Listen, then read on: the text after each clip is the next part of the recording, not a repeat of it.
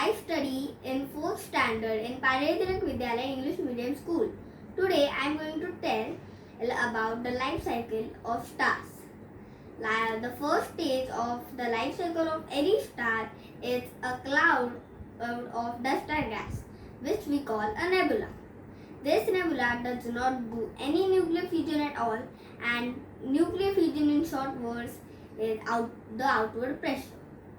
The gravity squeezes the nebula, but still the nebula becomes big and big and big. That turns it into a protostar. The protostar is squeezed and it is shaping it into a ball of fire, and it is becoming big and big. And when it is much dense, when it is much squeezed, it makes nuclear fusion. So now here a star is born, which we call a main sequence star.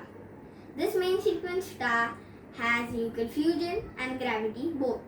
So this main sequence star is stable for billions of years in the same stage. This star, unfortunately, he runs out of the fuel, which is hydrogen, and the nuclear fusion is no more there. The gravity squeezes it and it becomes very small.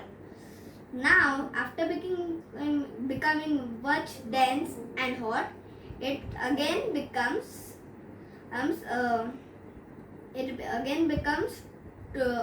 big and big because of becoming very dense and hot. That means the nuclear fusion is regained.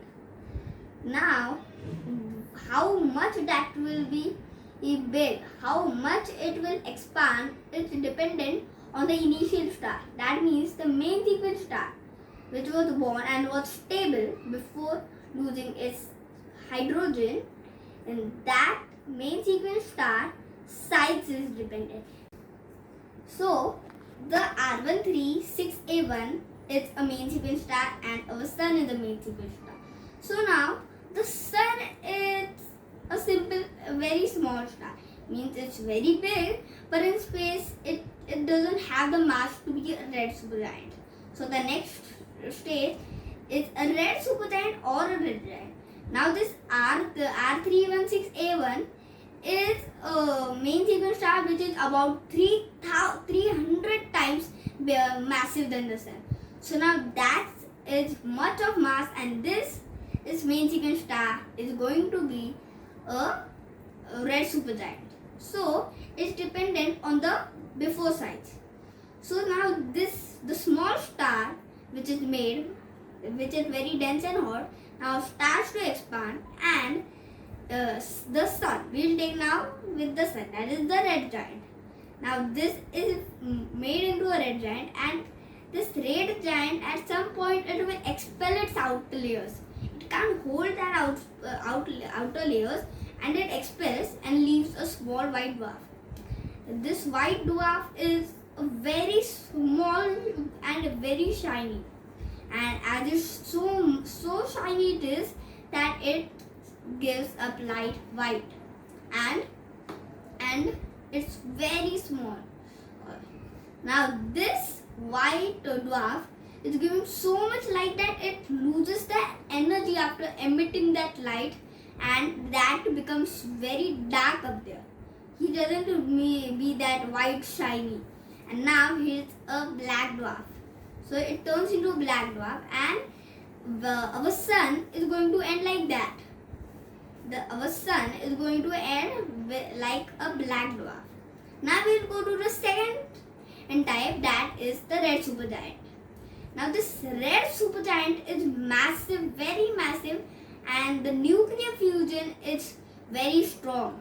So this nuclear fusion is so strong that the star is exploded into a big supernova. This supernova destroys the star and its environment. This supernova makes up elements heavier than iron, and this supernova now have to wait again. If its now again, red supergiant. Now that I gave the example of R316A1, so now this is going to be a red supergiant. This is going to be a red supergiant. But now UI Scooty was one of the red supergiant, and it's the biggest red supergiant now. Star. It's the biggest star. And so this main sequence star, this red supergiant is much bigger than the red supergiant which is going to be made of the R316A1. So, the UI Scooty can be turned into a black hole which is very dense and gives and emits no light. It is dark and very dark, and one goes in, he never comes out. And if it's like the R316A1, which is the biggest main sequence star, that one is going to be, that star will not be that big, that mass that red supergiant will have if we compare to the UI Scooty. So this is not that massive, so it turns into the neutron star, which is very, very small. And now this red supergiant have two ends: black dwarf, neutron star, or a black hole. So now we will take a recap. First, it's a cloud of dust and gas that we call a nebula. It has no nuclear fusion and only have gravity. It squeezes and becomes big into a protostar. This protostar is squeezed and becomes big, and because of the squeezing, it has the shape of a ball, and it turns into a main sequence star, which the sun is at the stage.